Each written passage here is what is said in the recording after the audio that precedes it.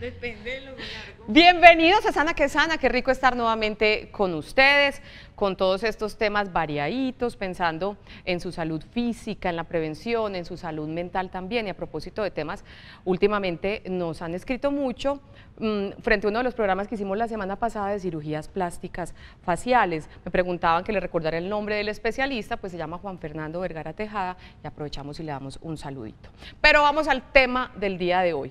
El próximo 24 de abril, o sea, si no estoy mal, el martes de la semana entrante, se celebra el Día Mundial de la Meningitis. Es un día como para hablar de prevención, de diagnóstico temprano.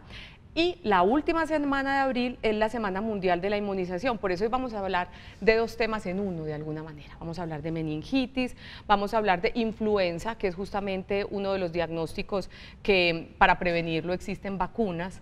Y vamos a tener también una notica con un pediatra infectólogo que nos va a recordar cuál es el esquema de vacunación para los chiquitos, y los padres de familia tenemos que estar muy atentos para no incumplir con esas citas. Nuestra invitada de hoy, ¿cuántas veces has estado en Sana que Sana, mi querida Andrea?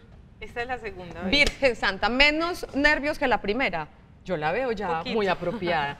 Ella es Andrea Restrepo Guzí, médica pediatra infectóloga del Pablo Tobón Uribe. Un saludo muy grande al grupo de Pablo Tobón Uribe que nos colabora tanto también en Sana que Sana. ¿Cómo has estado, Andrea? Muy bien, Olguita, ¿y tú? Muy bien, gracias a Dios. Entonces, vamos a hablar de influenza, vamos a hablar de meningitis y les propongo que empecemos a hablar de influenza, ¿vale? Entonces, tomemos asiento, dale tú. Y a nuestros televidentes les recordamos que, como siempre, nos encanta tener un contacto bien cercano, bien directo con ustedes a través de nuestra línea de WhatsApp. ¿Influenza o gripa, mi querida Andrea? A ver, ¿cuál es la diferencia? A ver, la influenza es una infección viral producida por el virus de la influenza. Las gripas es como un nombre muy genérico. Son infecciones también respiratorias agudas del tracto respiratorio superior que pueden ser producidas por muchos virus. La influenza puede producir un tipo de gripa en algunas personas que puede ser muy inaparente, poco sintomática, pero puede llegar a ser muy grave. Perfecto. Y antes de que comiencen a llegar nuestras preguntas a través de la línea de WhatsApp, como siempre, Sana que Sana, nuestro periodista Daniel se fue a recorrer las calles de Medellín y aquí hay algunas de las inquietudes como más comunes que encontramos para empezar a desarrollar nuestro programa de hoy. Veamos. Buenos días, mi nombre es Mónica. ¿Es cierto que existen diferentes virus que causan la influenza? A ver, diferentes virus que causan la influenza, ¿sí? No, en realidad la influenza solo es causada por el virus de la influenza. Solo hay un hito. Lo que pasa es que es como la familia grande, pero hay tres tipos de influenza: influenza A, influenza B e influenza C, y cada uno de esos virus tiene subtipos diferentes. Por eso la vacuna también incluye varios virus, pero como la familia grande es influenza, solamente hay pues el virus de la influenza que tiene tres tipos, y esos tres tipos cada uno, según sus componentes antigénicos o de la membrana, tiene subtipos. Perfecto. La vacuna definitivamente me previene, me blinda de contagiarme de la influenza. No el 100%. Disminuye el riesgo. Disminuye el riesgo.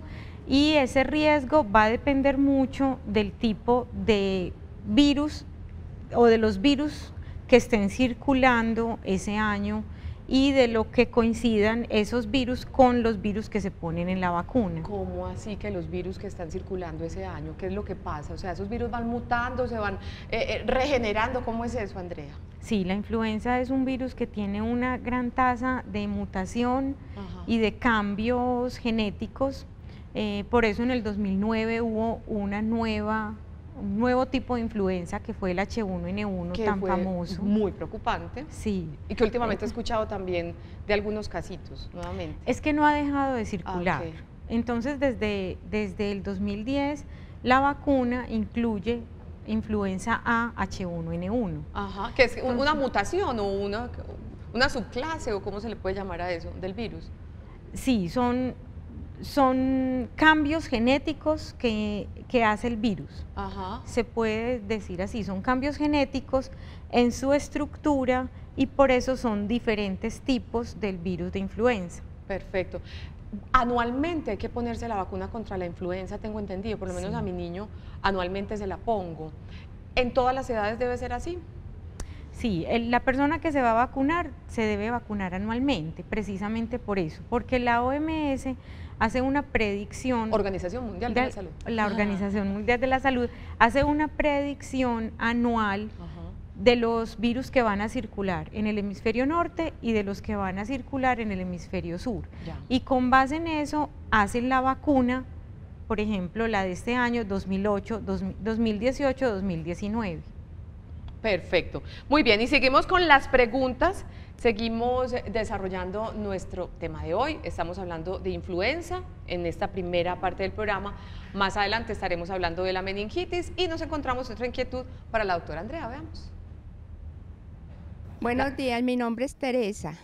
Mi pregunta ¿es cierto que existen diferentes tipos de meningitis?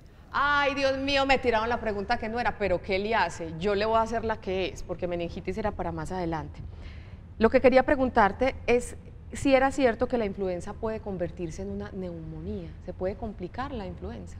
Sí, de hecho ese es el problema con la influenza, que en pacientes de alto riesgo o en pacientes que tienen más riesgo puede complicarse con neumonía, con otitis, puede producir, pues puede sobreinfectarse con bacterias, la infección pulmonar y se puede poner mucho más grave, puede llevar a la muerte también, sobre todo en personas que tienen riesgo de enfermarse más. ¿Y cómo hacer para que justamente no se llegue a esos extremos, Andrea, con una simple influenza? O sea, si a mí me da una influenza que no se me complica, ¿cuánto debería demorarse este virus haciéndome daño?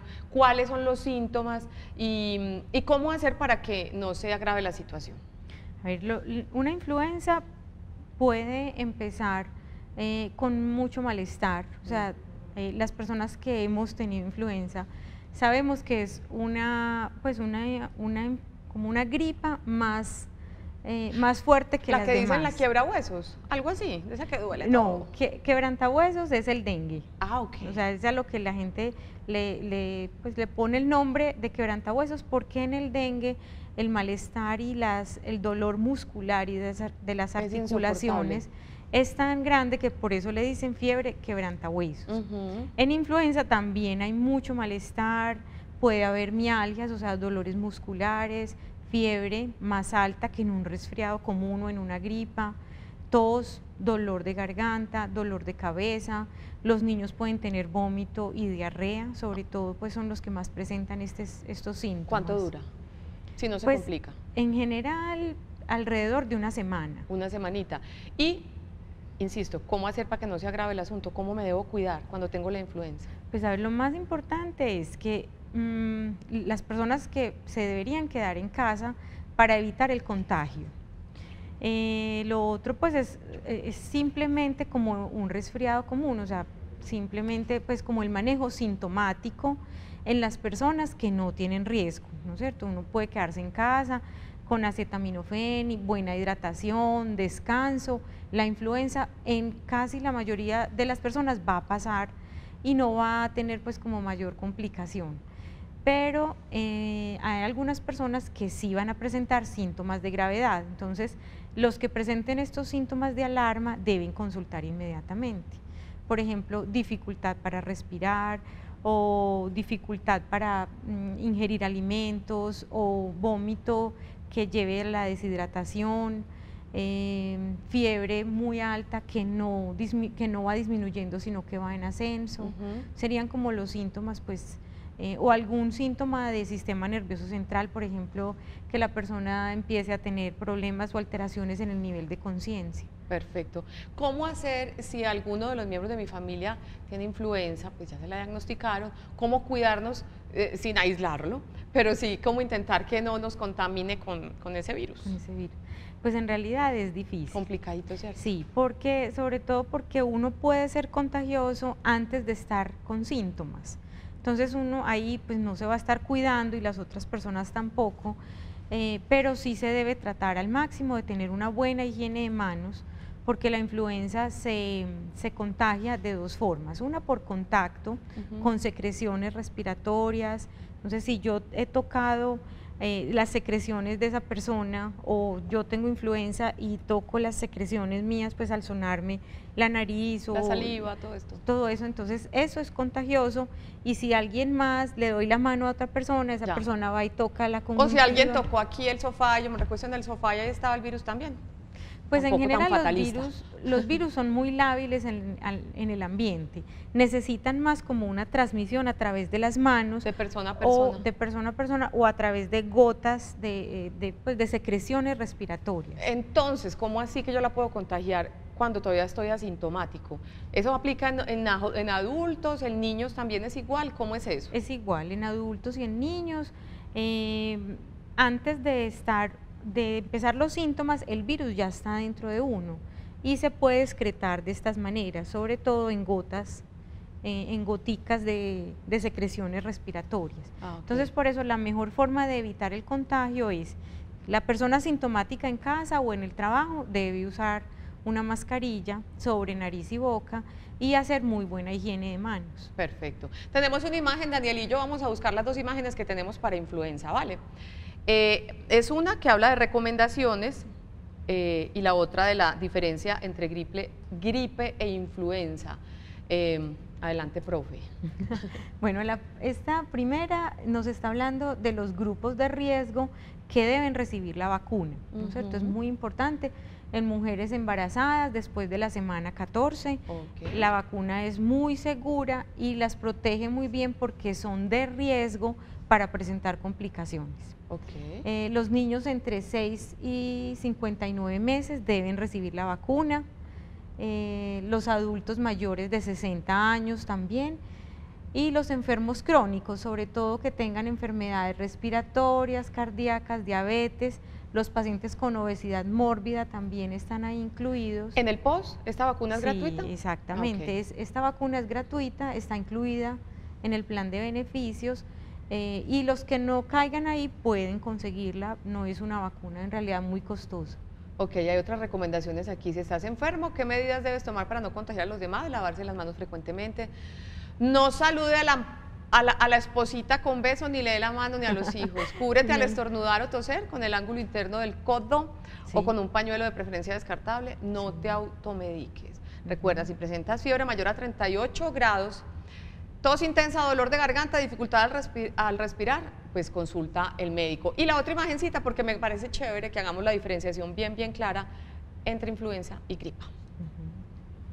O sea, en realidad, pues esto es como un resfriado común. Gripe, vamos a hablar de resfriado común, entonces los síntomas son mucho más leves. O sea, la fiebre es baja, el dolor de cabeza, o sea, es como cuando uno le da una gripa normal, que se siente indispuesto, pero uno puede, funcionar y puede seguir trabajando, puede pues como seguir con sus actividades. La influenza presenta todos los síntomas que ven ahí, dolor de cabeza, dolores musculares, cansancio, debilidad, postración, mucha congestión nasal, estornudos, dolor de garganta y tos intensa. O sea, es como una gripa multiplicada por 3.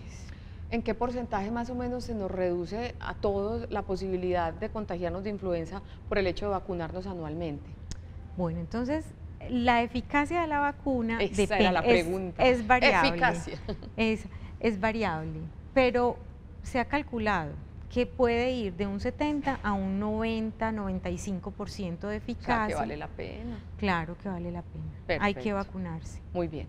Hoy estamos en Sana que Sana hablando inicialmente de influenza, más adelante hablaremos de meningitis. Recuerden que la última semana de abril está destinada a recordarnos a todos lo importante de vacunarnos, no solamente a los niños, ese es otro tema, los adultos y adultos mayores también deben seguir un esquema de vacunación.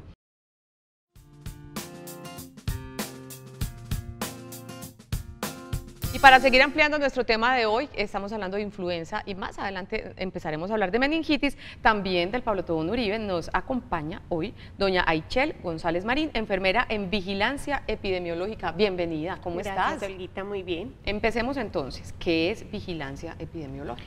Bueno, se define por vigilancia epidemiológica esas enfermedades que están generando un impacto como grande y significativo en las comunidades, porque estamos hablando de salud pública, ¿cierto? Todas esas enfermedades que pueden generar incapacidad, que pueden generar mortalidad y que puede llevar a que las comunidades se enfermen de manera significativa y que son enfermedades que podemos prevenir, que podemos controlar. Por eso es importante tener claro cuáles son esas enfermedades que son importantes para la salud pública. Además de meningitis e influenza, que hacen parte de esos, hay un montón, es un listado grandísimo. Son varias enfermedades, como el dengue, como la tuberculosis, como el VIH, la malaria, leishmaniasis. Ahorita también es supremamente importante hacerle seguimiento, por ejemplo, a los diagnósticos oncológicos en los menores de 18 años, cáncer de mama y cuello uterino en las mujeres, así que son muchísimos casos, muchísimas enfermedades que están dentro de este gran grupo que el ministerio nos dice que debemos hacerle seguimiento y control. Entonces tú en el Pablo Tobón Uribe, a ver cómo es un día en la vida de, entonces estás trabajando y a ti es a quien directamente te reportan ese tipo de casos y tú con esa información, ¿qué haces? ¿Cómo es eso? Lo que pasa es que es nuestra responsabilidad como hospital hacer un seguimiento y cumplir con los reportes y la notificación de todos los casos que se diagnostiquen y se identifiquen al interior del hospital, ¿cierto? Entonces, en el servicio de urgencias, que es la principal puerta de entrada del hospital, cuando los médicos identifican estas enfermedades que saben, ellos ya tienen claridad que son importantes para el seguimiento en salud pública, nos lo informan y nosotros estamos atentos a hacer todo el proceso de notificación a los diferentes entes como la Secretaría de Salud, como la Secretaría Seccional, ¿cierto? Y finalmente esa información llega ya al Instituto Nacional de Salud y al Ministerio de Protección Social. O sea que todas las IPS, como el Pablo Tobón Uribe, tienen que tener un colega tuyo. Sí, todas las IPS desarrollan esa función, ¿cierto? También identifican los casos y hacen toda la parte de notificación e informe. Perfecto. Hablando en concreto de influenza y meningitis, ¿qué cifras se manejan? Bueno, frente a influenza en el 2017 se presentaron. El hospital le hace seguimiento a esos casos graves o serios que llegan y que requieren manejo hospitalario.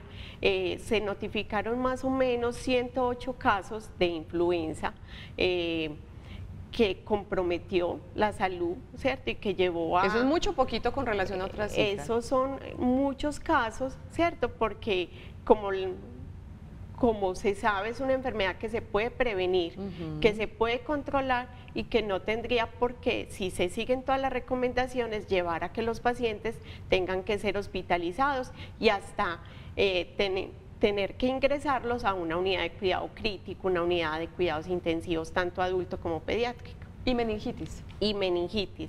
Meningitis sí son números más pequeños, ¿cierto? Pero porque son situaciones que sí pueden generar mayor compromiso y pueden llevar a generar una enfermedad mayor. Se presentaron el año pasado 18 casos en nuestro hospital, pero asimismo muchas otras instituciones también notificaron diferentes casos. En lo que va del año ya hemos tenido en el hospital 4 casos de meningitis que han requerido manejo hospitalario y en cuidados intensivos. Que la meningitis ya sí es mucho más complicada. Es más que una influenza. Sí. Tenemos mucho más de qué hablar hoy con el Pablo Tobón Uribe, con Aichel González Marín, enfermera en vigilancia epidemiológica, y con la doctora Andrea Restrepo Guzzi, infectóloga pediatra. Hoy estamos aprendiendo sobre la influenza y más adelante ahondaremos en la meningitis. Y recuerden que estamos esperando sus mensajes, sus inquietudes al 305-316-6560. Una pausa cortiquitica y ya regresamos a Sana que Sana.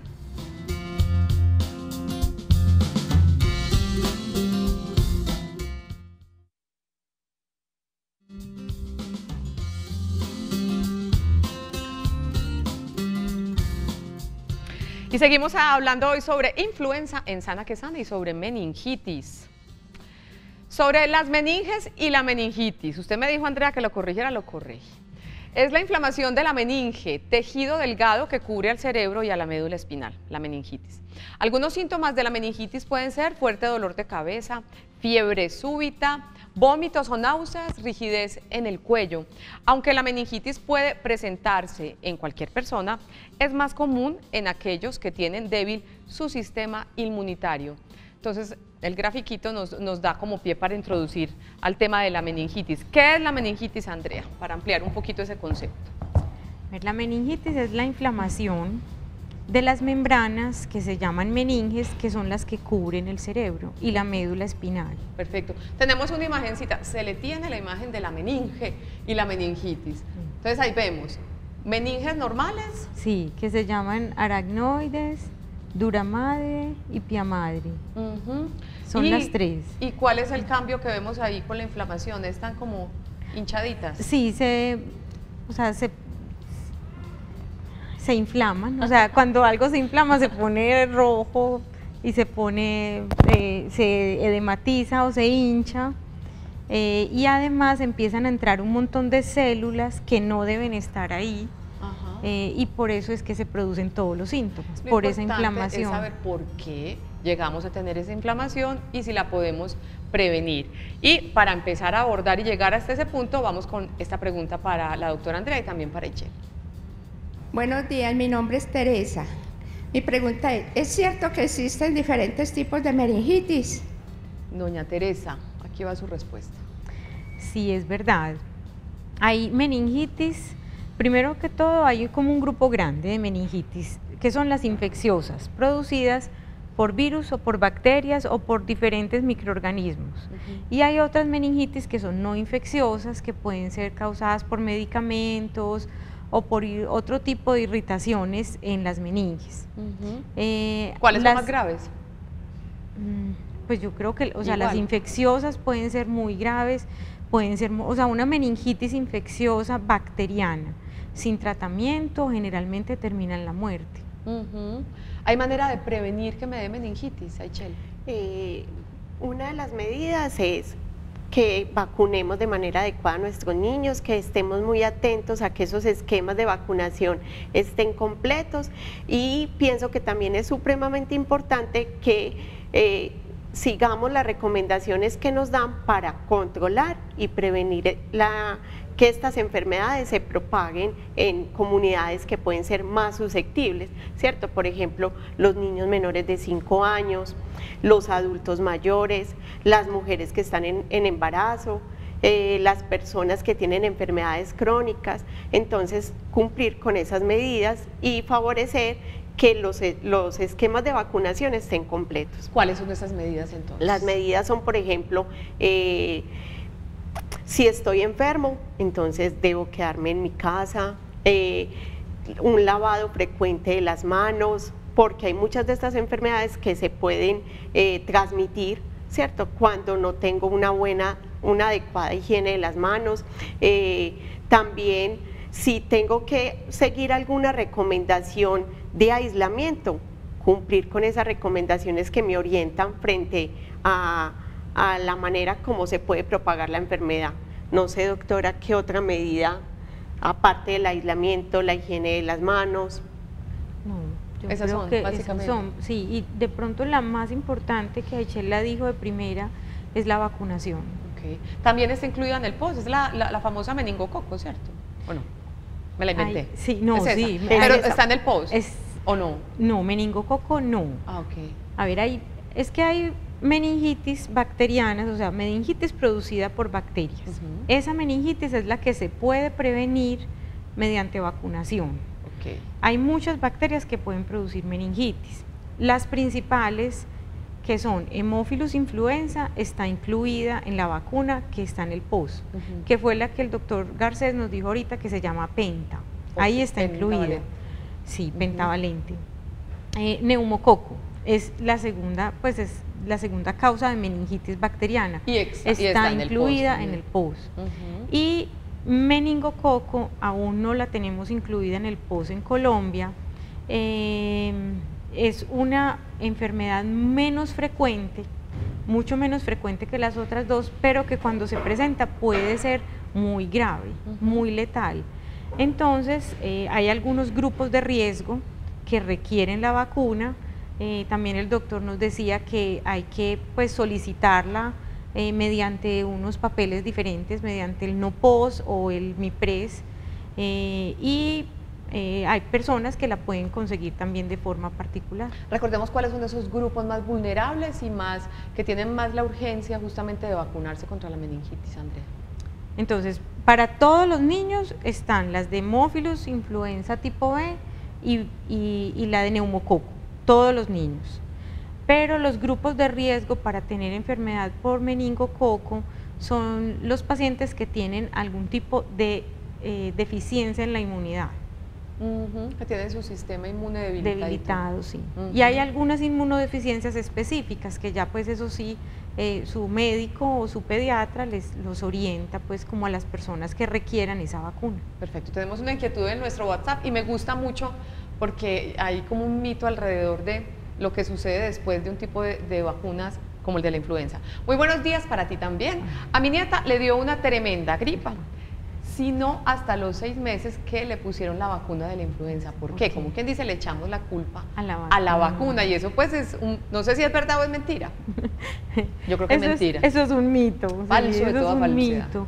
Sí, en realidad las vacunas son muy buenas, muy seguras, sí tienen efectos adversos, o sea, a uno le queda pues doliendo, puede tener incluso un poquito de edema y de inflamación. Pero en general no dan influenza, no dan gripa. O sea que esa tremenda gripa le dio por de malas, pero no tenía relación con la vacuna. Probablemente fue una coincidencia y pudo haber sido por cualquier otra cosa. Perfecto. Tenemos otra pregunta para nuestras invitadas de hoy, veamos. Muy buenos días, mi nombre es Jaime Andrés y mi pregunta es, ¿cuáles son los principales síntomas de la meningitis? Doña Ichel, los síntomas. Bueno, entonces, fiebre, van a ser temperaturas muy altas. Más de 38. Pueden haber compromisos neurológicos, ¿cierto? Entonces son personas que las podemos notar como más dormiditas de lo común. Como somnolientas. Sí, pues. Sí, van a estar somnolientas.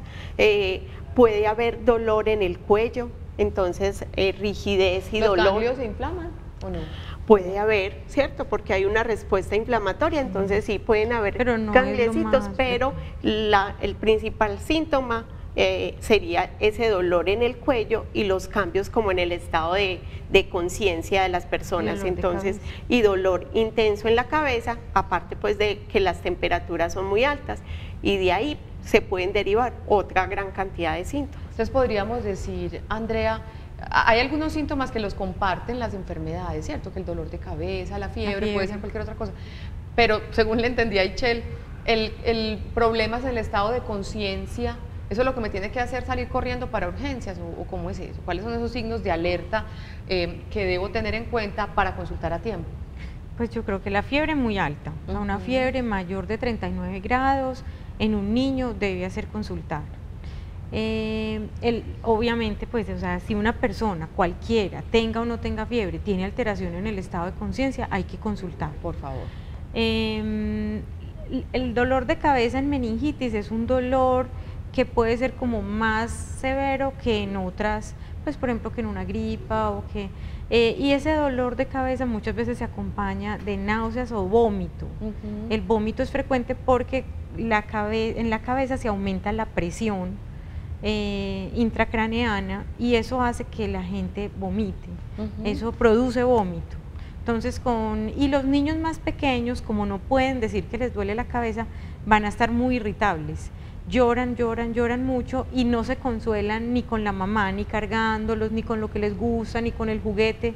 Es una irritabilidad que no se consuela fácilmente. Vital llegar a tiempo al servicio de urgencias, a buscar la atención médica. Entre más oportuna sea la atención y se identifiquen esos signos de alarma y se den los manejos que realmente se necesitan, las posibilidades de recuperación, de que haya un control de la enfermedad es mayor. Perfecto. Seguimos entonces con varias preguntitas para nuestras invitadas de hoy. Recuerden que el próximo 24 de abril se celebra el Día Mundial contra la Meningitis. ¿Por qué se sigue celebrando ese día? ¿Sigue siendo muy prevalente en el mundo la meningitis, Andrea?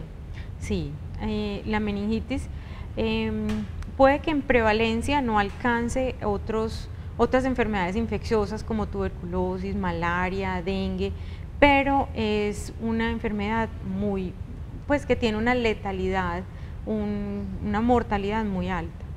Entonces por eso hay que estar muy pendientes. Recordemos a todos los televidentes cómo podemos prevenir la meningitis, vacunación y todos esos asuntos que tienen que ver con la asepsia cuando hay alguna persona diagnosticada, todo ese asunto de prevención. Aichel.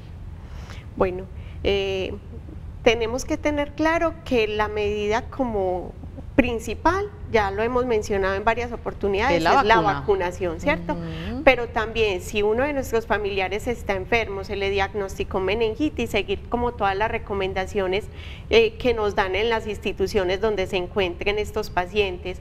Es muy importante también que tengamos claro que hay algunas medidas que se toman ya desde la Secretaría de Salud para hacerle seguimiento a estos casos, entonces muchas veces van a ir a visitarlos a sus hogares, la Secretaría hace ese acompañamiento, va y los visita.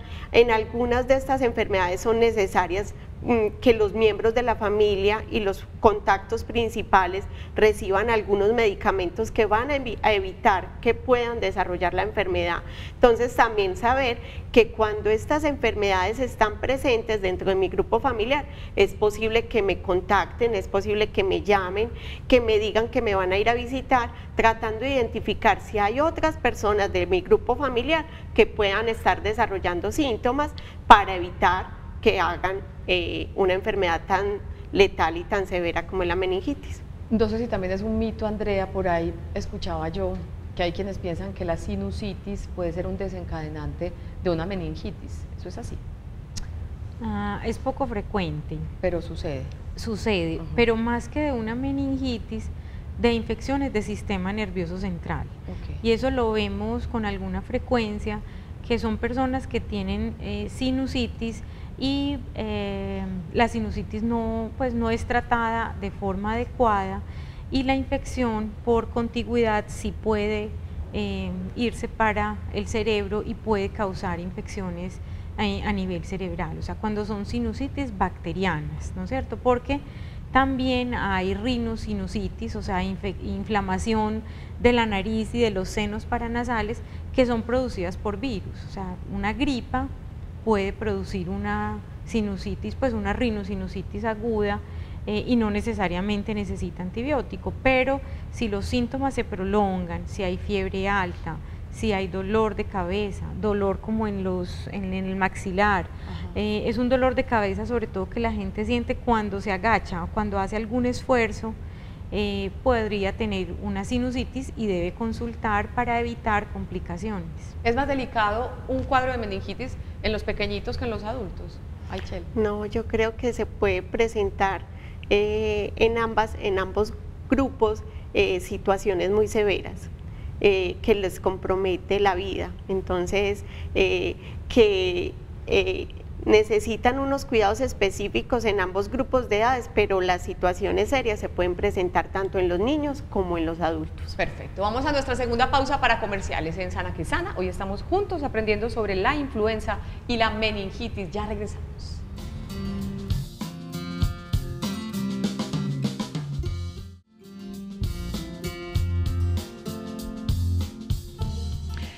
Qué rico que sigan con nosotros hoy en Sana que Sana.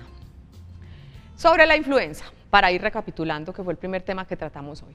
Para prevenir la influenza se ofrecen gratuitamente vacunas anuales para niños entre 6 y 23 meses, mujeres embarazadas a partir de la semana 14, adultos mayores de 60 años, personas con enfermedades pulmonares crónicas, personas con su sistema inmune debilitado y pacientes con obesidad mórbida, diabetes y cardiopatía. No me rajé en este gráfico porque lo saqué de su artículo de la revista del hospital, ¿cierto? Todo bien. Si se equivocó, fue usted, no mentira. Muy bien, y no hemos hablado de tratamiento para influenza y para meningitis, que es súper importante. Tratamiento, empecemos por influenza. existen varios antivirales para la influenza. ¿Antibióticos? Sí, antibióticos, pero como son para un virus, les decimos antivirales. Ah, ok. Entonces, este tratamiento está disponible en Colombia, uno de ellos está disponible, pero se reserva para personas con factores de riesgo que estén hospitalizadas por influenza. No es para todo el mundo, o sea, hay personas que tienen un sistema inmune normal, que tienen un sistema de defensas normal, personas que van a tener influenza y que van a ser capaces de superarlo sin ningún tipo de tratamiento. Perfecto. El tratamiento es lo maneja pues el gobierno. Aichel nos puede pues como contar, ampliar un poquito más sobre cómo conseguir, cómo acceder al tratamiento. Okay. Bueno, las IPS tienen dentro de sus programas de servicios farmacéuticos o dentro de servicios farmacéuticos la disponibilidad del medicamento, el antiviral, como les comentaba la doctora, y cuando ya el médico identifica que esa persona debe ser protegida con el medicamento, estamos en condiciones de proporcionárselo, se le brinda el tratamiento completo de acuerdo a las indicaciones que el médico define, ¿cierto? Perfecto. Y si hay algunos contactos que se les debe brindar profilaxis, por ejemplo. Profilaxis, speak in Spanish. Es un medicamento preventivo, ¿cierto? Que va a tomar unas dosis del medicamento antiviral de manera preventiva. Perfecto. Para evitar que desarrolle la enfermedad. Entonces, por ejemplo, si a mí me hicieron el diagnóstico, estoy hospitalizada, el médico me empieza el tratamiento, pero yo sé que dentro de mi grupo familiar hay una persona que está con un tratamiento oncológico o que está en embarazo, y es vulnerable. Comento esa situación, se identifica que hay un riesgo, se le puede brindar el tratamiento y se le debe facilitar el tratamiento profiláctico para que Perfecto. No desarrolle la enfermedad. ¿Y tratamiento para meningitis para ir terminando, Andrea? Bueno, entonces depende del tipo de meningitis. Por eso es muy importante siempre cuando haya sospecha de meningitis hacer el diagnóstico mediante una punción lumbar. ¿Esto qué es? Es sacar el líquido cefalorraquídeo, o sea, el líquido que va por toda la columna vertebral, se saca a través de una aguja y se estudia. Si hay sospecha de que es una meningitis bacteriana, hay que poner antibióticos y el tratamiento. ¿Hospitalización? Sí, o sea, todo el paciente que tenga diagnóstico de meningitis, mientras se estabiliza, mientras se da el tratamiento, debe estar hospitalizado. Perfecto. ¿Porcentaje de éxito de esos tratamientos en meningitis? Depende mucho como del momento en que se ponga. Okay. Las meningitis virales que no requieren tratamiento antibiótico, excepto pues algunas que son producidas por ejemplo por el virus herpes, por ejemplo, que tiene tratamiento. Las meningitis virales tienen muy buen pronóstico sin tratamiento y generalmente los pacientes quedan como si nada. Las meningitis bacterianas pueden tener secuelas dependiendo del momento en que se ponga el tratamiento. Si se puso muy tardíamente, entonces las secuelas van a ser importantes, sobre todo sordera. Los pacientes pueden quedar con problemas en la audición, pueden quedar con convulsiones, pueden quedar con algún déficit neurológico o cognitivo, dificultades en el aprendizaje o algún problema neurológico, y esos pacientes van a tener peor pronóstico que los que se inicia el tratamiento a tiempo.